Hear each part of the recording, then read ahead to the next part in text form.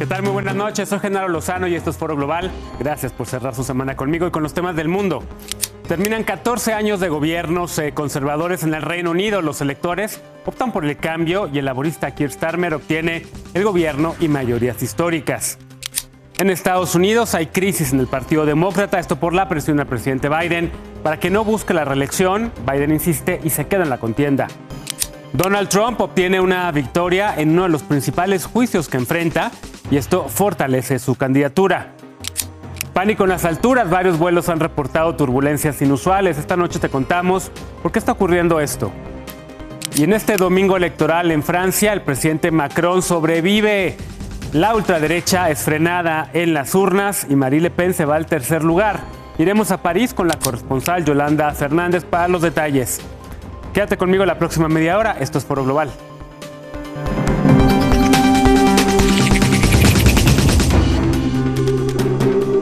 Comenzamos ya con los temas de la noche en este domingo y en este fin de semana electoral. Este año, ya se los decíamos, más de 75 países acuden a las urnas. El jueves pasado le tocó al Reino Unido, donde después de 14 años de gobierno, los Tories, los conservadores, han perdido el poder.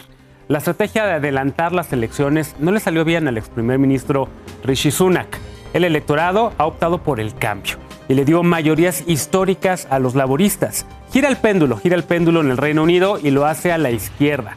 Y esa es la magia de la democracia. Transiciones pacíficas del poder. La democracia, pese a sus errores, sigue funcionando.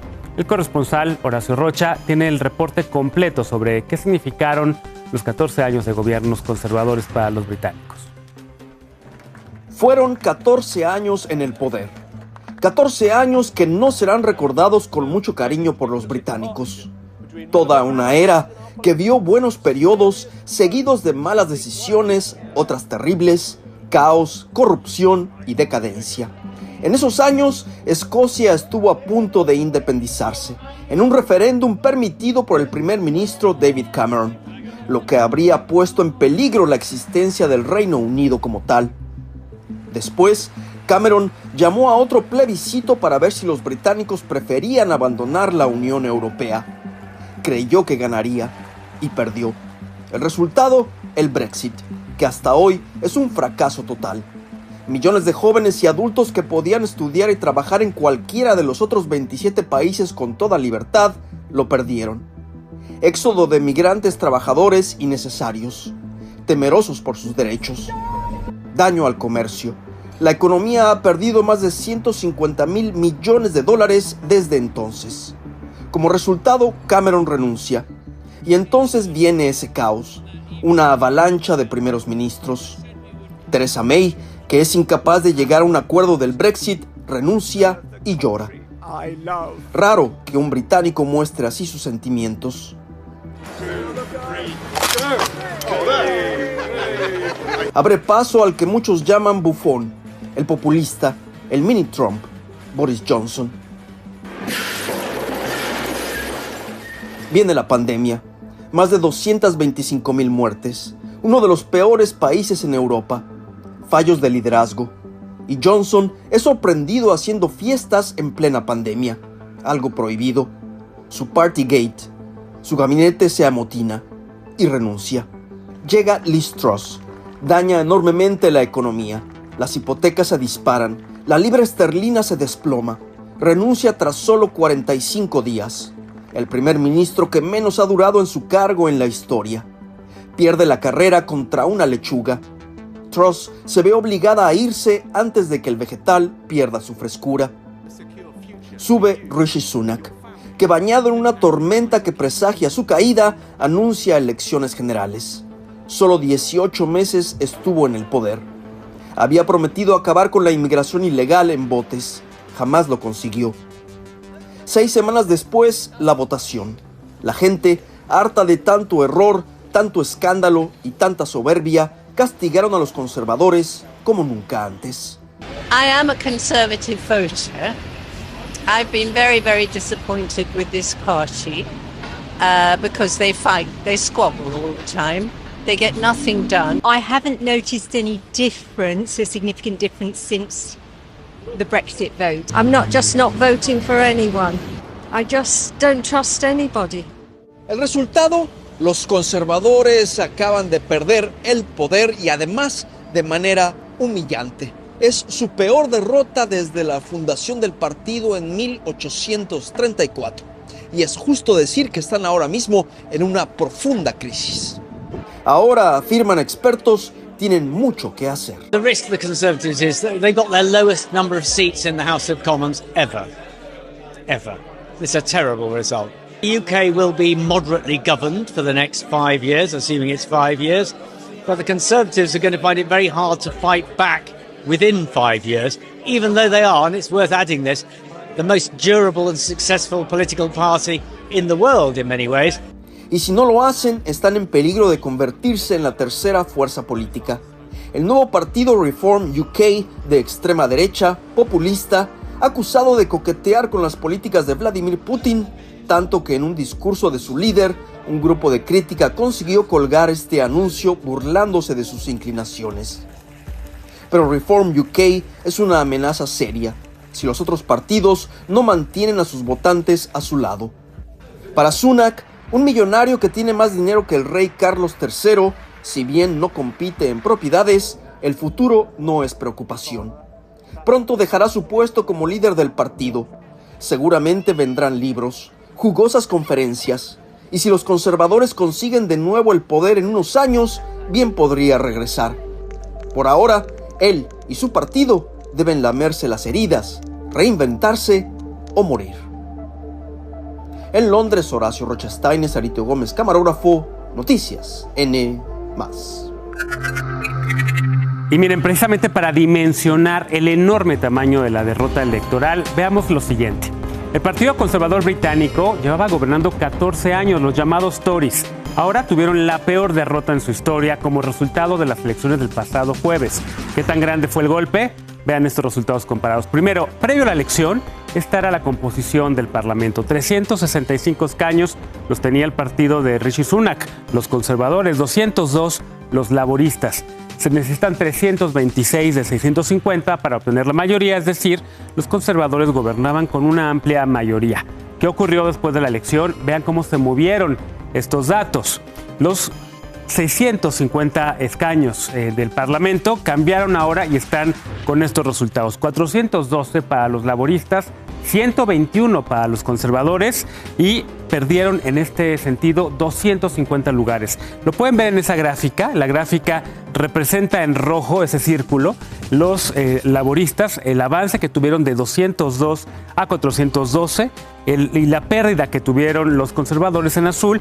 Tenían 365 antes del 2019 y ahora después de esta elección tienen 121 asientos. Con ello evidentemente se termina la era de los conservadores, la era de los Tories, y entra un nuevo gobierno. Entra el gobierno ahora del próximo primer ministro, Keir Starmer, quien ya tiene sus próximas prioridades de gobierno muy claras. Por cierto, Rishi Sunak se despidió casi con lágrimas, agradeciendo a los británicos la oportunidad de haber sido su primer ministro, pero bueno, las prioridades de Keir Starmer serán crecimiento económico, salud y sobre todo acabar con el rezago en las citas médicas para la gente, seguridad, mucha más seguridad quieren las calles, mejor videovigilancia, energía verde, que es otro de los temas que los británicos desean, así como oportunidades para todos, especialmente para los electores más jóvenes que no pueden comprar un hogar.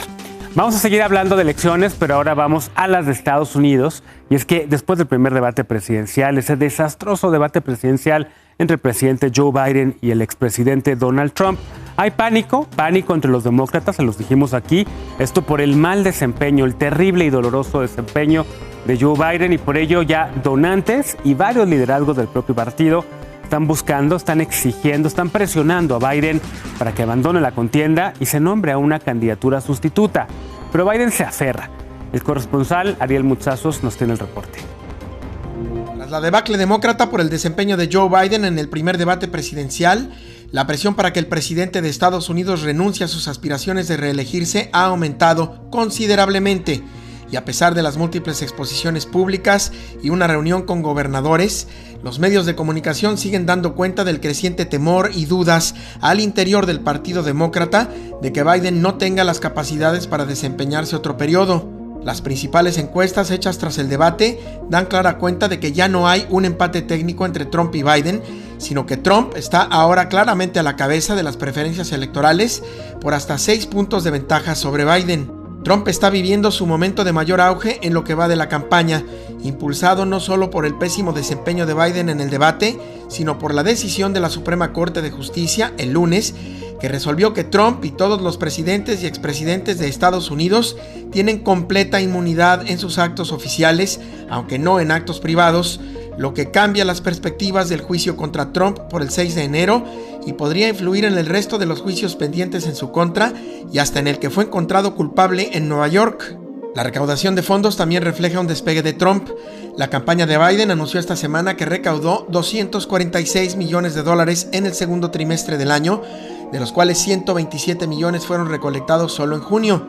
También aseguran que la campaña habría tenido su mejor noche en el debate, con 33 millones de recaudación durante e inmediatamente después del mismo.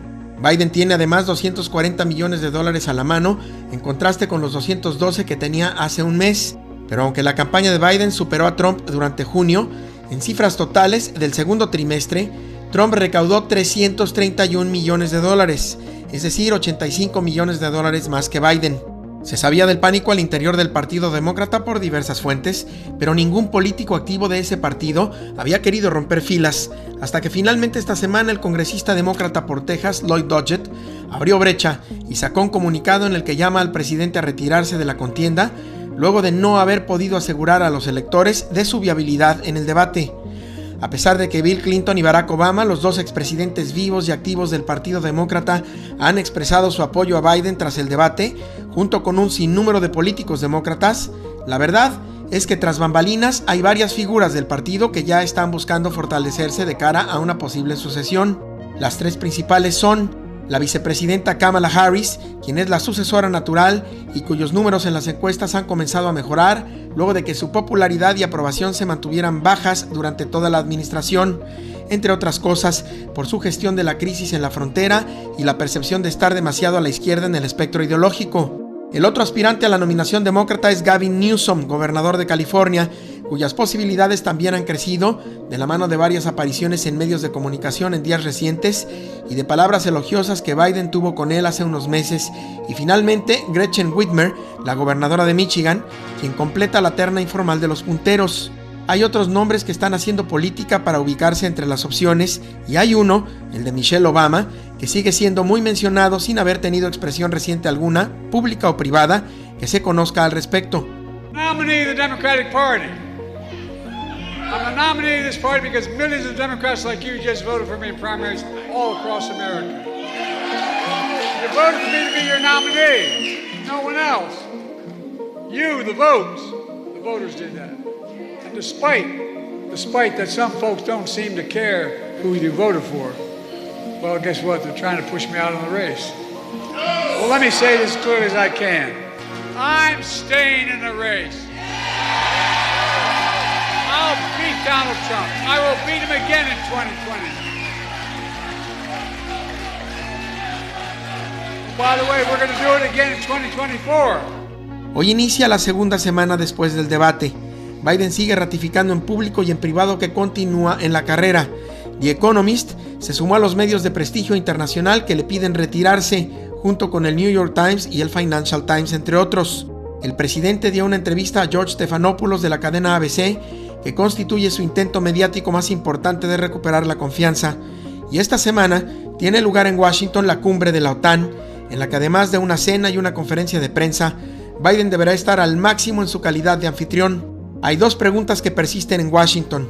¿Cuánto más va a aguantar antes de renunciar? ¿Y cuándo llegará la siguiente muestra de su incapacidad? En Washington DC, Ariel Moutsatsos, Noticias N+. Y es que sí han sido de verdad dos muy malas semanas para Joe Biden, pero ha sido en contraste una gran semana para Donald Trump, y es que el republicano acaba de ganar una pequeña gran batalla en los juicios que enfrenta. La Suprema Corte le dio inmunidad parcial por los actos que le atribuyen en la insurrección del Capitolio. Valentín Cataldo tiene todos los detalles. Donald Trump ganó tiempo y una batalla en la Corte Suprema relacionada con las elecciones presidenciales de 2020 en las que no reconoció que había perdido y tras lo cual movilizó a su base para que saliera a las calles a reclamar justicia por lo que consideró un fraude. Y como resultado, ocurrió la insurrección del Capitolio, el 6 de enero de 2021. Por este caso, Trump enfrenta un juicio. We will never give up. We will never concede. It doesn't happen. You don't concede when there's theft involved. Este lunes, la Corte Suprema de Justicia de Estados Unidos discutió este tema y determinó con 6 votos a favor por parte de jueces de corte conservador y 3 en contra de corte liberal que un presidente goza de inmunidad mientras éste realiza actos oficiales. Esta inmunidad no se extiende para actos privados, lo que significa que el expresidente Trump puede reclamar inmunidad frente al proceso penal por algunas de las acciones que llevó a cabo en los últimos días de su presidencia, justo como el día en que se tomó el Capitolio. El presidente de la Corte, el conservador John Roberts, señaló que aunque el presidente no está por encima de la ley, el Congreso no puede criminalizar la conducta del mandatario en el desempeño de sus responsabilidades. Al respecto, Donald Trump escribió en su red Truth Social que la decisión de la Corte Suprema era una gran victoria para la Constitución y para la democracia. De acuerdo con analistas, esta decisión beneficia enormemente a Trump porque retrasa el juicio federal que tiene pendiente sobre el caso, ya que este regresa a la Corte original y las autoridades deberán definir qué actos de los que se le acusa fueron oficiales y cuáles privados, lo que hace prácticamente imposible que este proceso se lleve a cabo antes de las elecciones presidenciales del 5 de noviembre. Esta es la primera vez que se le da inmunidad a un expresidente contra cargos penales, además de que esto marca un precedente y desde ahora es aplicable a todos los mandatarios y exmandatarios del país. En un mensaje, Joe Biden dijo que la resolución de la Corte crea un precedente peligroso. Today's decision almost certainly means that there are virtually no limits on what the president can do. Esta decisión del máximo tribunal de Estados Unidos pone en aprietos a los demócratas que atraviesan por una crisis luego del desempeño de Biden en el primer debate presidencial. Valentín Cataldo, Noticias N+. Permítanme dejar los asuntos electorales tantito porque todavía nos falta Francia. Cambiamos de temas y es que en los últimos meses varias aerolíneas han registrado fuertes turbulencias. Esto durante, por supuesto, sus vuelos. Turbulencias que han dejado a varios pasajeros heridos. Muchos de estos aviones han sido los polémicos 737 de Boeing, los 737 MAX. Y esto se suma a los problemas comerciales que la empresa aeronáutica ha tenido en los últimos meses. Pero más allá de esto, la turbulencia también puede ser causada por el cambio climático. Mi compañera Lorena Robles nos lo cuenta a continuación. Este 1 de julio, un vuelo de Air Europa que volaba de Madrid, España, a Montevideo, Uruguay, enfrentó fuertes turbulencias, que dejó al menos 30 heridos, varios con fracturas de cuello y cráneo e incluso 4 pasajeros fueron hospitalizados e ingresados a terapia intensiva tras un aterrizaje de emergencia en Brasil.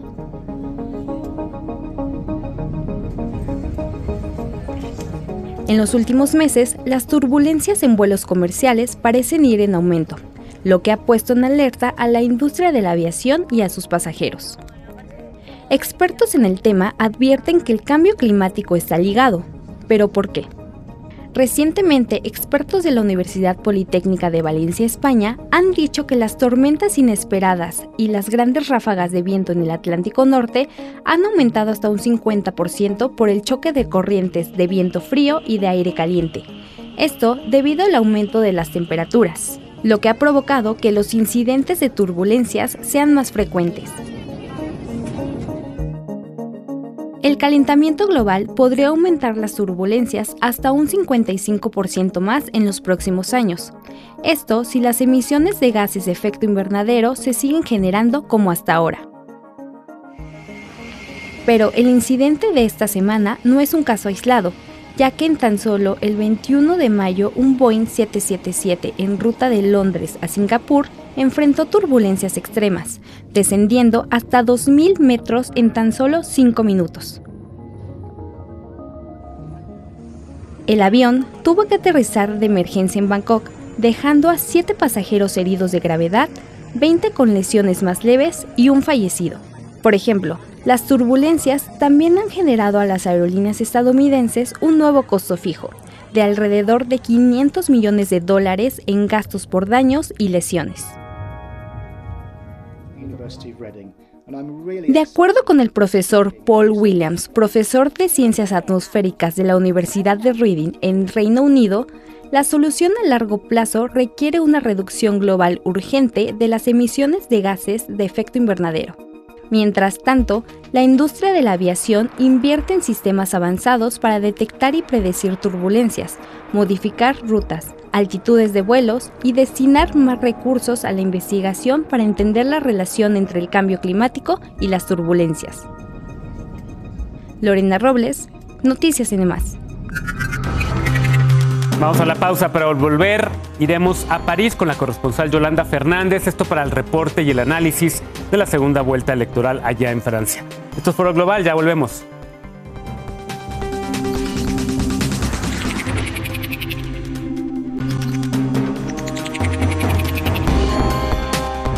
Estamos de regreso en Foro Global, gracias por continuar con nosotros. Vamos directo hasta París con la corresponsal de Foro y N+, Yolanda Fernández, enviada especial justo para cubrir esta segunda vuelta. Yolanda, muy buenas noches, qué gusto saludarte, ¿cómo estás?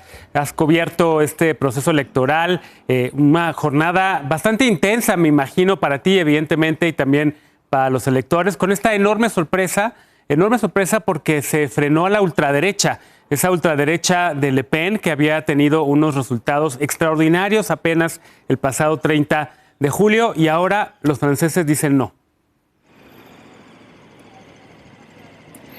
Así es, Genaro. Bueno, pues con muchos giros inesperados. Te saludo con gusto desde esta capital francesa y sobre todo con esa sorpresa con la que respira tranquila, te lo puedo asegurar, también parte de la Unión Europea. Contra todo pronóstico, en la segunda vuelta de las elecciones legislativas, el nuevo Frente Popular, esa coalición de todos los partidos de la izquierda, ha dado un vuelco a los sondeos y ha ganado los comicios según las proyecciones de voto. La movilización masiva de la izquierda ha conseguido frenar en las urnas la amenaza de la extrema derecha, que se antojaba imparable, dando al traste las aspiraciones nuevamente de Marine Le Pen, que vuelve a quedarse con la miel en los labios, mientras que el nuevo Frente Popular se hace con la victoria y esta sorpresa de la que estamos hablando, aunque no alcanza la mayoría absoluta necesaria, que está en 289 asientos de los 577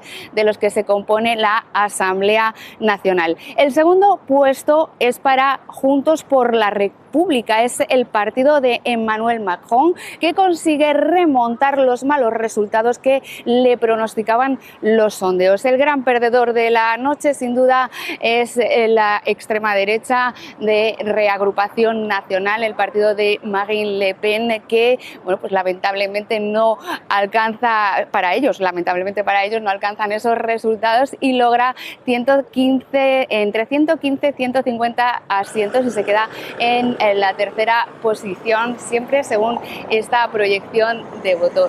Esta victoria de las izquierdas abre la posibilidad de que se tome un ejecutivo de uno que mañana presentará su renuncia ante el presidente de la República, Emmanuel Macron, y este ha dicho que todavía no va a tomar ninguna decisión hasta que conozca completamente la composición definitiva de esa Asamblea Nacional. Por su parte, bueno, pues ahí tenemos también a Jean-Luc Mélenchon, el líder de la Francia insumisa, pues que ya habla de que se le deje gobernar a este Frente Popular e incluso propone nuevas medidas como la subida del salario mínimo interprofesional y rebajar esa edad de jubilación hasta los 60 años. Genaro. Así es.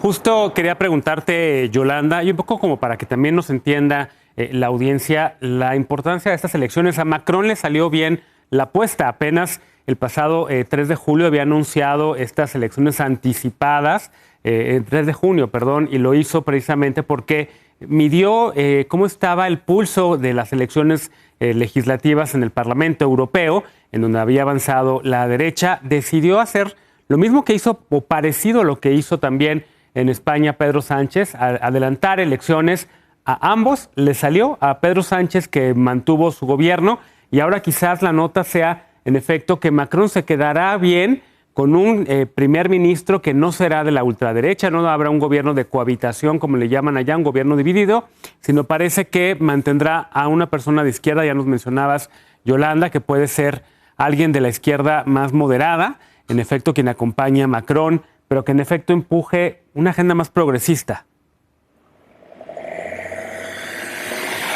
Así es, como bien dices, parece que a Macron le ha salido bien contra todo pronóstico, porque realmente eso no es lo que reflejaban los sondeos. También tengo que decirte que Macron, como bien sabes, se ha convertido en una figura muy popular aquí en Francia, también en parte por esas decisiones como aumentar la edad de jubilación y bueno, pues también porque se le conoce como un hombre arrogante, pero bueno, parece que finalmente su partido no queda tan mal parado, se coloca como segunda fuerza y también incluso, bueno, pues podría todos estos años hasta el 2027, que sean las nuevas elecciones a la República Francesa, tener un primer ministro algo mucho más moderado. Como bien dices, también es un poco que se planteó, como ya lo hizo el presidente español Pedro Sánchez, casi como un plebiscito, digamos, ante esa subida que tuvo la extrema derecha en las últimas elecciones en junio a Europa. Él planteó de alguna manera estáis conmigo o contra mí, como hizo ya Pedro Sánchez. A él le salió muy bien, parece que a Macron le ha salido relativamente bien, pero todavía está por ver cómo quedará, se conformará esa Asamblea Nacional definitivamente y si conseguirán finalmente salir de ahí un primer ministro o se generará algo de inestabilidad en ese gobierno, Genaro. Yolanda, te agradezco mucho el reporte, gracias por esta cobertura también, seguimos muy pendientes a ver la formación entonces del gobierno que acompaña al presidente Macron y sobre todo quién será el próximo primer ministro o primera ministra. Gracias, Yolanda, te agradezco. Ha sido un placer, Genaro. Hasta luego. Y sobre todo gracias a ustedes por habernos acompañado esta noche en Foro Global, una noche intensa de elecciones en todo el mundo y como les mencionaba previamente, eso es la democracia, que se sucedan en el poder de manera pacífica distintas ideologías, distintos partidos políticos. Nos vemos el próximo domingo, tengan muy buena semana, soy Genaro Lozano, bonita noche.